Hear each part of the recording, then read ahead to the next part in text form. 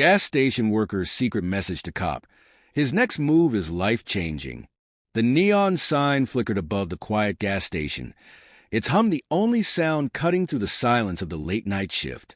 The place sat on the outskirts of a small town in Georgia, with a highway stretched endlessly in both directions, swallowed by the dark. It wasn't much, a single-room convenience store attached to a pair of aging gas pumps, but for 19-year-old Jake Carter, it was his entire world. Jake had been working at the station for nearly a year, ever since his mother fell sick, forcing him to abandon his college dreams and pick up extra shifts to keep their tiny apartment. He knew every corner of this place. The way the register jammed if you hit the wrong button, the coffee machine that groaned in protest with each brew, and the security cameras that barely worked, their grainy footage offering little in terms of actual safety. But tonight, something felt different. The clock on the wall read 11:47 p.m., nearly midnight. The usual late-night truckers had come and gone, and the station was empty, save for Jake behind the counter and the occasional car speeding past on the highway. He drummed his fingers against the register, eyes flicking toward the glass doors every few seconds.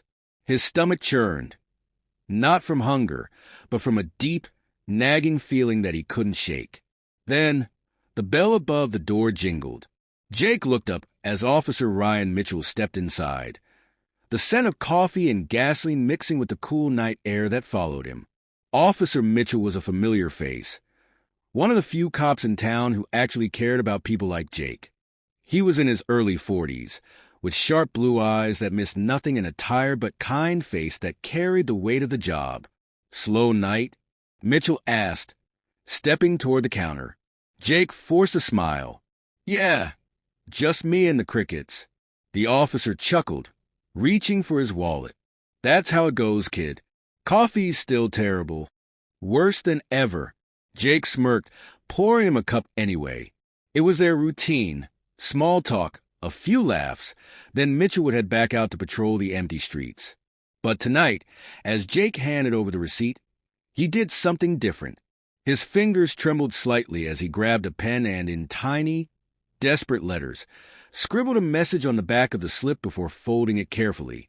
He slid it across the counter with a steady hand, keeping his face neutral. Mitchell didn't react at first. He took the receipt, nodding his thanks, and turned toward the door. But as he pushed it open, he glanced down and stopped. His grip on the paper tightened as he read the hastily written words. "Help. He's watching." The air in the gas station seemed to thicken. Mitchell's years of training kicked in instantly. His heart pounded, his mind racing through possibilities. Jake wasn't the type to joke about something like this. If he wrote that message, it meant something was seriously wrong. Slowly, without looking back, Mitchell tucked the receipt into his pocket. His pulse quickened. Who was watching? And where? He had two choices. Walk away and pretend he hadn't seen it, or act fast before it was too late. The decision was made before he even took his next breath. The weight of a silent plea officer Ryan Mitchell kept his step steady as he pushed open the gas station door and stepped outside. The night air was thick with humidity, clinging to his uniform as he moved toward his patrol car. His fingers instinctively curled around the folded receipt in his pocket. "Help. He's watching." Those 3 words carried weight, heavier than they should have. Ryan had been on the force long enough to recognize real fear when he saw it. And Jake? He wasn't the kind of kid to play games. Sliding into the driver's seat, Ryan kept his eyes trained on the station's reflection in his rearview mirror. The fluorescent lights cast an eerie glow over the empty lot. Everything looked normal, but normal didn't mean safe. He unfolded the receipt carefully, scanning Jake's scrawled handwriting once more. The urgency in those words was unmistakable. Who was he?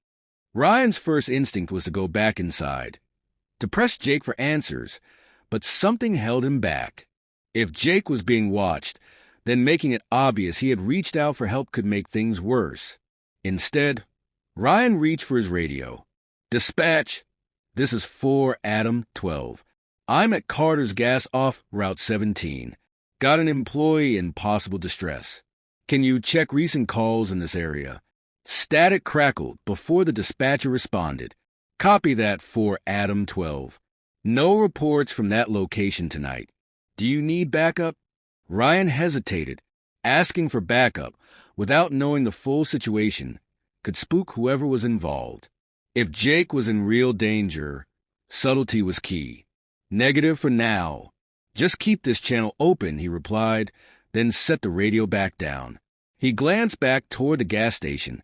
Through the glass window, Jake stood behind the counter, but his eyes weren't on the register or the shelves.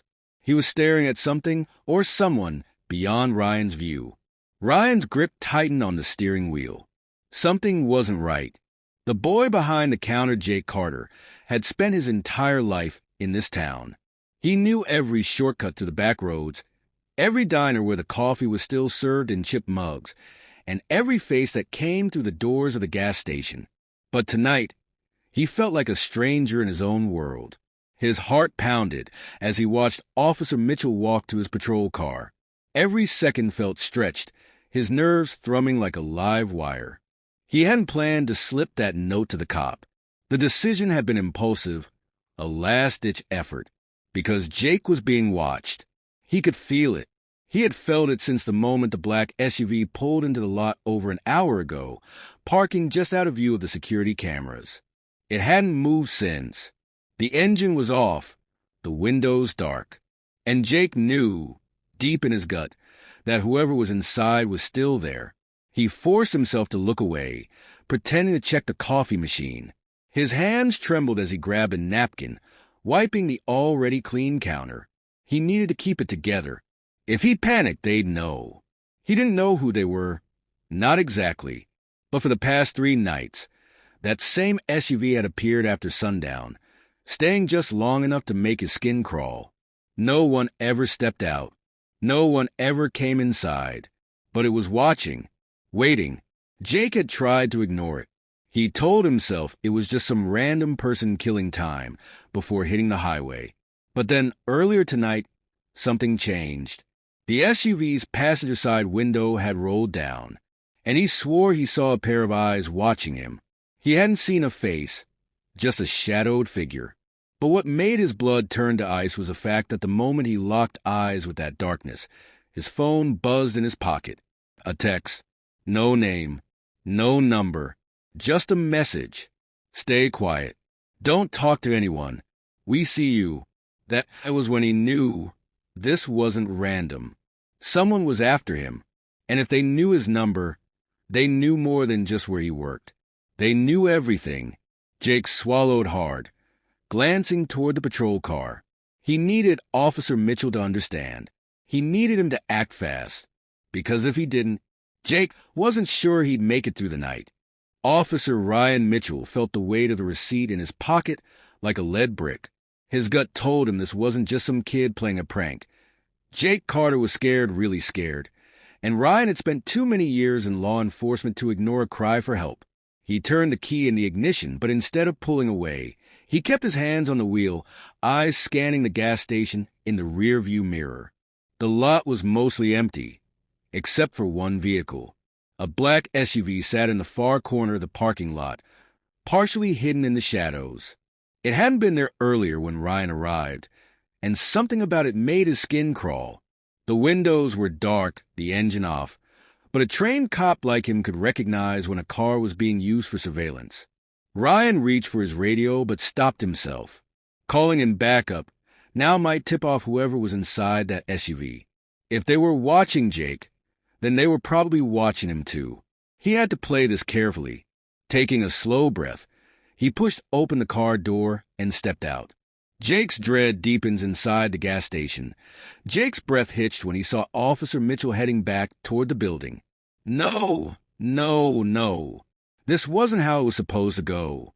The moment Mitchell walked back in, Jake knew whoever was in that SUV would realize something was up. He darted a glance toward the corner of the lot, but the SUV hadn't moved. Yet, he forced a neutral expression as the bell above the door jingled and Mitchell stepped inside. "You all good, kid?" the officer asked casually, but Jake caught the sharp edge in his tone. Jake hesitated. He wanted to blurt out everything, that he was being watched, that someone had sent him that chilling message, that he felt like prey in his own workplace. But fear kept his lips sealed. Instead, he gave a small nod. Yeah, just tired. Long shift. Mitchell didn't buy it. Not for a second. He reached into his pocket and placed the receipt back on the counter, his finger tapping over the words help. He's watching. Who? Mitchell asked quietly. Jake swallowed hard. He could feel the pressure building in his chest, like a dam about to break. He glanced at the security camera in the corner.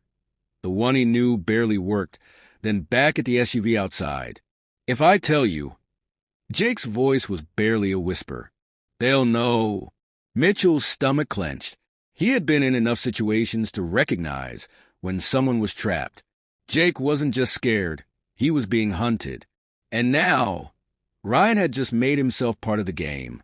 The first move, a sudden vibration in Jake's pocket, made him flinch. His phone. Another message. His fingers felt stiff as he pulled it out, his stomach twisting into knots before he even read it. Unknown number. Wrong move. Jake's hands went clammy. His eyes flicked to the SUV outside. It was too late. They knew. And that's when the SUV's engine roared to life. The deep growl of the SUV's engine sent a cold wave through Jake's body. His grip tightened around the phone as his pulse pounded in his ears. The vehicle, which had sat still for over an hour, now inched forward, its headlights flicking on like a predator locking onto its target. Officer Mitchell noticed the shift immediately. He turned just enough to see the SUV creeping toward the gas station entrance. His instinct screamed danger. Jake, he said, his voice calm but firm, I need you to stay behind the counter. Do not come out. No matter what happens. Jake could only nod, his throat too dry to speak.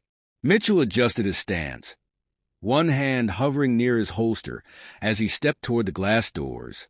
The SUV rolled closer, slow and deliberate, before coming to a stop just a few feet away. For a long moment, nothing happened. The windows remained dark. The driver didn't step out. Then a second phone buzzed. Not Jake's this time. Mitchell's. He frowned, pulling it from his belt. The number was unknown. He answered. Mitchell. A low voice came through the receiver, calm but carrying an unmistakable threat. Walk away, officer. This isn't your concern. Mitchell's fingers tightened around the phone. His eyes never left the SUV. That's not how this works. Why don't you step out and we can talk? Silence. Then click. The line went dead. Inside the gas station, Jake's hands shook as he refreshed his phone screen. No new messages. But that didn't make him feel any safer. If they had Mitchell's number, this was bigger than he thought. Mitchell stayed put, analyzing his next move. He could call for backup now, but something told him whoever was in that SUV wasn't planning on sticking around. The vehicle idled for another 10 seconds. Then, just as suddenly as it had started moving, it peeled out of the lot, tires screeching as it disappeared into the night. But Mitchell knew this wasn't over. Not even close. A new threat emerged as Jake exhaled, but the relief was short-lived. They're not gone, he murmured, staring at the empty road. They're just waiting. Mitchell turned to him. Who are they? Jake hesitated. He looked down at the counter, jaw clenched. I don't know. Mitchell wasn't convinced. You sure about that? Jake hesitated again. Then, after a moment, he whispered, I think it has to do with my brother. Mitchell raised an eyebrow. Your brother? Jake nodded, his hands trembling slightly. He got involved with some people. Bad ones. And now he's missing. Mitchell's stomach tightened. Missing. That changed everything. And it meant Jake might be next. Officer Mitchell felt a chill settle in his gut. A missing brother. Dangerous people. And now, Jake was being watched. This was no coincidence. Tell me everything you know, Mitchell said, his voice steady. Jake swallowed hard. My brother, Liam. He was always chasing something bigger. Money, power, whatever he could grab onto. A few months ago, he told me he was working with some serious people, said it was his big break. Mitchell frowned. Did he say who they were? Jake shook his head. No names. Just that they had connections, and that I should stay out of it. He hesitated, then added, a week later he disappeared. His phone's been off ever since. Mitchell's mind raced. If Liam had gotten involved with a criminal organization, they might have come looking for him. And when they couldn't find him, they turned to Jake. Why didn't you go to the police? Mitchell asked. Jake let out a bitter laugh. And tell them what? That my screw-up brother ran off after getting mixed up in something shady? That doesn't exactly scream urgent case. Mitchell exhaled through his nose. He understood. Cases like this often got pushed to the bottom of the pile. But now, it wasn't just about Liam. Jake was in danger too. A sharp knock on the gas station door made both of them jump. Jake's breath caught in his throat. Mitchell's hand went to his holster. A figure stood just outside, barely visible through the reflection of the neon lights. The gas station was closed to customers at this hour. Whoever was out there wasn't here to buy a snack. Mitchell signaled for Jake to stay put. Slowly, he approached the door, his heart pounding in his ears. He kept his stance firm, muscles tense, as he flipped the lock and pulled it open just enough to see who was there. A young woman stood on the other side, her dark eyes darting nervously over her shoulder. Her clothes were wrinkled, her face flushed with panic. "Please," she whispered, her voice urgent. "I need to talk to Jake." Jake stepped forward, confusion flickering across his face. "Do I know you?" The woman swallowed hard. "No, but I know your brother." Mitchell stiffened. This just got a lot more complicated. Jake took a step closer. "Is Liam okay?" The woman's expression darkened.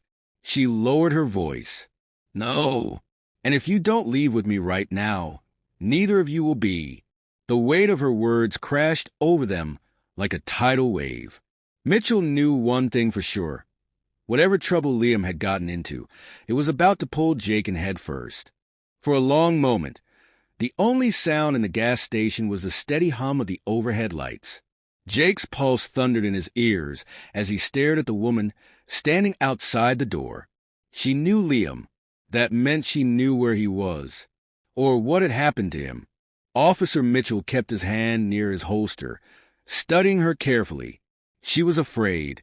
He could see it in the way she kept glancing over her shoulder, as if expecting someone to drag her away at any second. "Who are you?" he asked, his voice firm but not unkind. The woman swallowed hard. "My name's Ava," she said. "Liam trusted me. He told me if anything happened to him, I needed to find his brother." Jake took a sharp breath. "Happened to him?" His stomach twisted. "You're saying he's—" Ava shook her head quickly. "No, he's alive, but not for long." Mitchell stepped forward. "Start talking. Fast." Ava's gaze darted between them.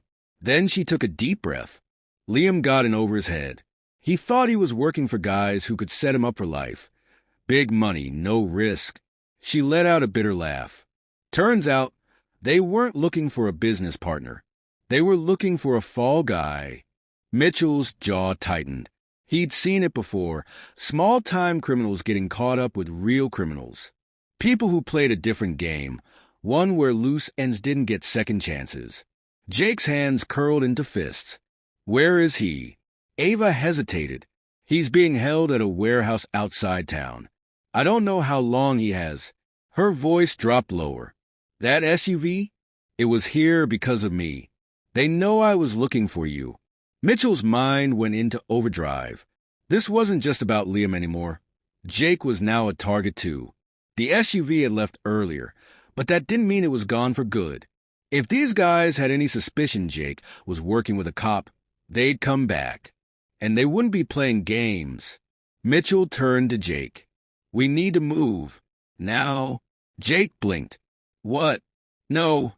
We need to call for backup. They have eyes everywhere." Ava cut in.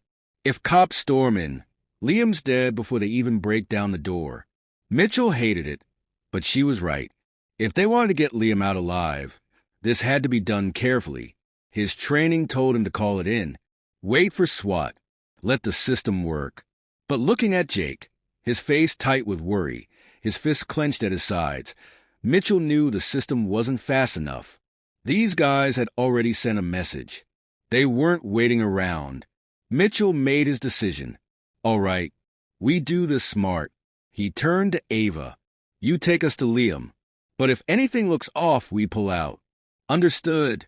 Ava nodded. Jake exhaled, his nerves on edge. But his mind was made up.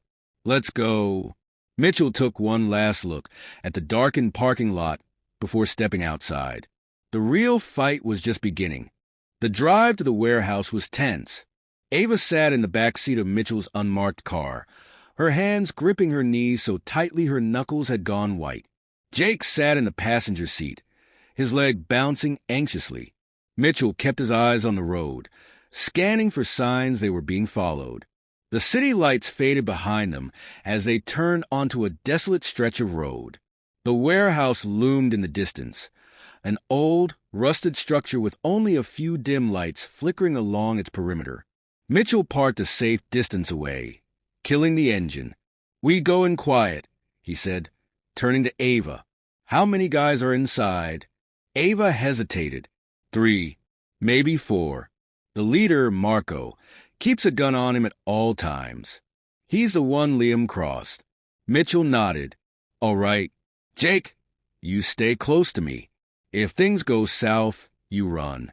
Got it. Jake clenched his jaw but nodded. He wasn't about to leave without his brother. They slipped out of the car, keeping low as they approached the side of the warehouse. Mitchell pressed his back against the wall and peeked through a dirty window. Inside, a man sat on a crate, a cigarette glowing between his fingers. Another pace near a steel door, and through a half-open doorway, Mitchell caught a glimpse of Liam. He was tied to a chair, his face bruised, his breathing shallow. Jake sucked in a sharp breath beside him. We have to get him out of there. Mitchell nodded, formulating a plan. Ava, stay back. Jake, when I say go, you get to your brother and untie him. Jake's heart pounded as Mitchell moved toward the entrance. Then a loud crunch. Jake froze. His foot had landed on a piece of broken glass. The man near the door snapped his head up. Hey, who's out there? Mitchell had no choice. He moved. In one swift motion, he burst through the door, tackling the armed man to the ground. The second man lunged at him, but Jake, fueled by adrenaline, grabbed a metal pipe from the ground and swung. Hard. The man crumpled. Ava ran inside, her breath ragged. We have to go now. Jake was already at Liam's side, untying the ropes. Liam groaned, his eyes fluttering open. Jake. Yeah, I got you, man. Let's go. A sudden click echoed through the warehouse. Marco stood at the doorway, gun raised. His dark eyes locked onto Mitchell. Big mistake, officer. Mitchell's fingers flexed toward his holster. Everything hung in the balance. One wrong move, and this would end in blood. The warehouse was deathly silent, except for the ragged breathing of everyone inside. Marco's gun was steady, aimed directly at Mitchell's chest. His expression was cold, calculated. This was a man who had killed before and wouldn't hesitate to do it again. Jake barely breathed. He held on to Liam, who was weak but awake, his swollen eyes darting between Marco and Mitchell. Ava stood frozen, her fists clenched so tightly her nails dug into her palms. Mitchell met Marco's gaze, his own hand still hovering near his holster.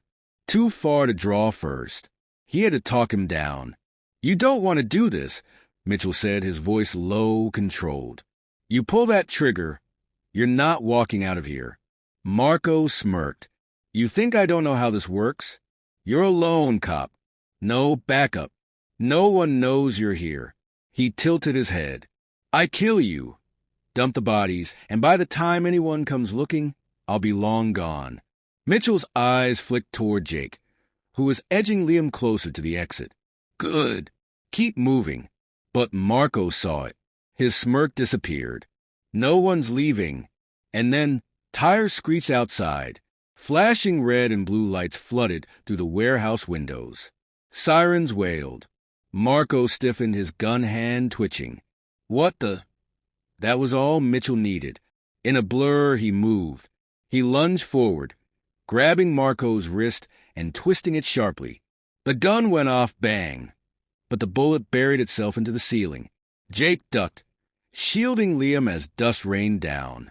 Mitchell drove his fist into Marco's ribs. The gun clattered to the floor. Marco swung wildly, but Mitchell blocked, twisting his arm behind his back and slamming him against a crate. Marco struggled, but Mitchell pressed his knee into his spine, pinning him. It's over. The warehouse doors burst open. Officers swarmed in, guns drawn. Hands where we can see them. The other two men groaned on the floor, barely conscious from the fight. Ava stepped back, her body shaking as officers secured the scene. Mitchell exhaled, finally releasing Marco into the custody of two officers. His adrenaline still surged, but the danger had passed. Jake helped Liam to his feet, relief washing over his face. "You're okay," he whispered. "We got you." Liam let out a weak laugh. "Took you long enough." Mitchell turned to Jake, nodding approvingly. "You did good, kid." Jake met his gaze, something new in his eyes, strength. For the first time, he wasn't just a scared gas station worker. He had stood his ground, fought for his brother, and won. Ava stepped forward, tears welling in her eyes. "Liam, I thought they were going to—" Liam reached out, squeezing her hand. "I know. You saved me." Outside, the flashing lights cast long shadows over the road. The nightmare was finally over. But for Jake, it was only the beginning of something new. The night air was crisp as Jake stepped out of the warehouse, his arms still around Liam's shoulders. Red and blue lights flashed across their faces. But for the first time in weeks, Jake didn't feel afraid. It was over. Marco and his men were in handcuffs, being shoved into the back of police cruisers. Mitchell stood nearby, speaking with his colleagues, his expression unreadable. Ava stood beside Jake and Liam, arms wrapped around herself.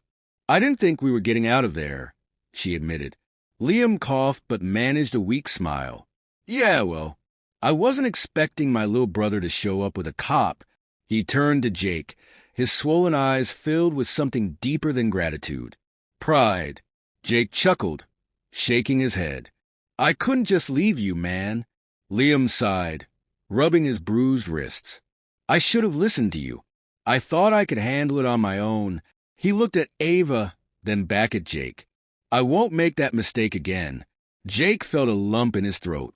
For so long, he had lived in Liam's shadow, the younger brother who wasn't strong enough to fix things. But tonight, he had proven something, to Liam, to himself. He wasn't just a scared gas station worker anymore. Mitchell approached, hands on his hips. "Liam's gonna need medical attention, but he'll be all right." He turned to Jake, a rare softness in his voice. "You did good tonight." Jake nodded, exhaling. "Thanks. For everything." Mitchell smirked.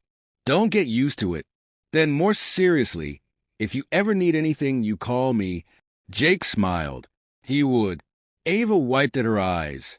"So, what now?" Liam hesitated before glancing at Jake. "I think I'll lay low for a while. Figure out my next move. Maybe this time I'll do things the right way." Jake nodded. "Yeah, we both will." As the police cars pulled away, the night felt different, lighter. The fear that had followed Jake for so long had lifted. He glanced at the gas station in the distance, the neon lights flickering in the dark. It wasn't much, but it had been a safe place. Now, it was the start of something new.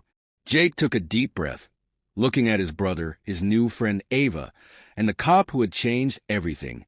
Maybe life didn't always go as planned. Maybe it threw you into the fire. But tonight, Jake had learned something. Sometimes, the smallest act, a simple message on a receipt, could change everything.